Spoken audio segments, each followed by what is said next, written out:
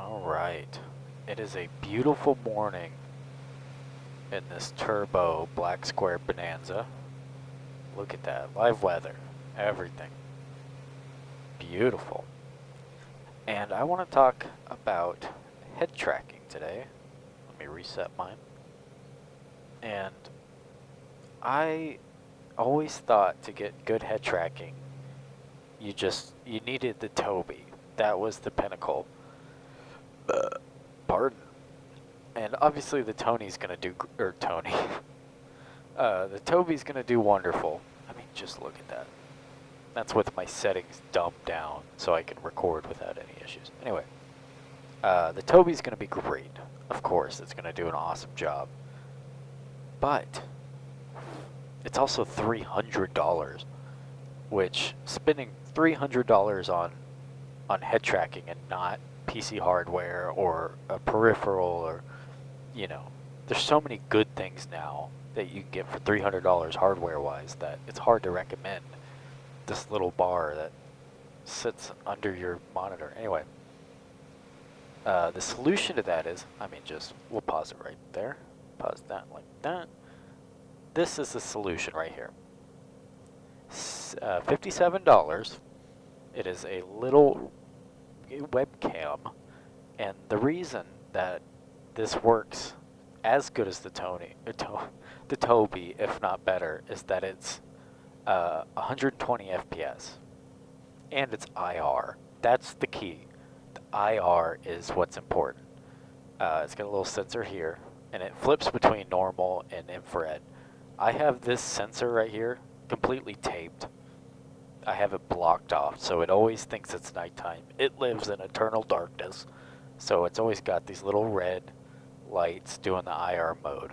It just seems to track better that way. I don't know why. But the frame rate is what gets you the buttery Toby look. I mean, I get a lot of comments on the head tracking, and that's the setup. It's a $60 budget Toby, essentially. And the high frame rate is integral to getting that smooth look. Right now I'm recording, so it's not going to be locked at 60 like it usually is. But if you want one-to-one movements, you need to go that route. I had one for the longest time. I did a video a while ago on my channel about a webcam that was $35, and it does great too, but I believe it's only 30 frames per second. So you still get nice head tracking. You can go see my older videos. I mean, it's such a subtle difference, but it really does make a lot of difference. But that one works just fine, and it's in a better budget. It's 30-something bucks. That's great. Amazon Prime in your house tomorrow. Gotta love that. But this one is just a world of a difference. And I have it paired with the Beam eye tracker, and it's a silly reason why, and I'm almost embarrassed to say. I spent 30 bucks on Beam because in OpenTrack, let me pull that up, I couldn't figure out how to get it to set up with 120 frames per second. I don't know if you can in here for whatever reason. There probably is a way. I Googled for hours, couldn't figure it out. But the Beam, on the other hand, no, I don't want to quit it. The Beam, on the other hand, has a setting in there for 120 FPS, if I can find it. Camera. Yeah. So I have it at a dog poo-poo resolution, but 120 FPS tracking there. 60 does fine, 30 does alright. 120 is the sweet spot. That's where you want it. That's where you're going to get this one-to-one feel. And the profiles are all different. I have mine set. I have a couple different ones I have, set up in the, what is it called again? OpenTrack, which is free. OpenTrack is free. And it does work without the $30 Beam. But, like I said, that's how I got the high frame rate as far as I could tell. So, what a beautiful morning, by the way.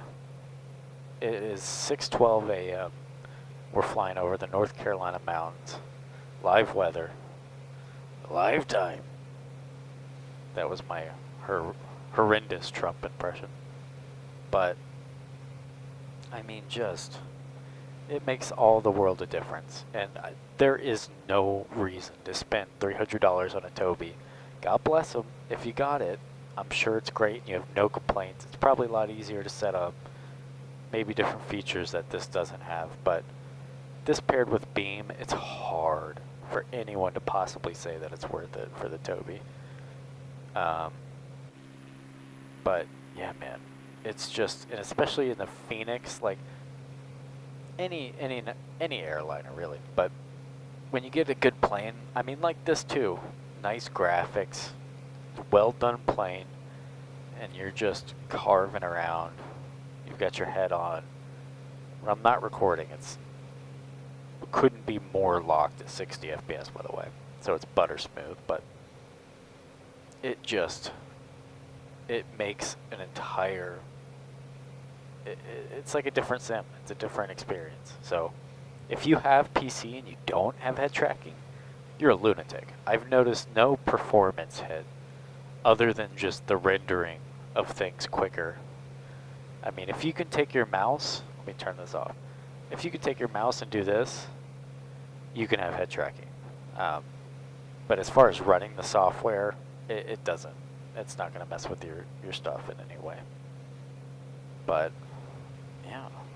Let's go ahead and do a stall. Let's do a power on stall. Full beans, baby. It's the turbo, so it's going to want to climb pretty stinking good. About 20 degrees nose up right now. There's something so cool about just leaning forward and looking at a gauge like that, man.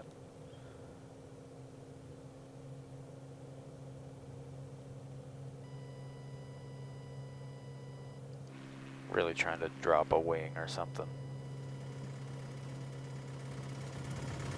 Ooh. Doing acrobatics here, baby.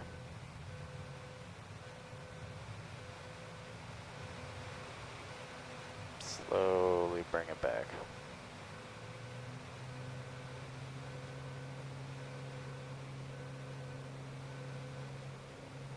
We're back.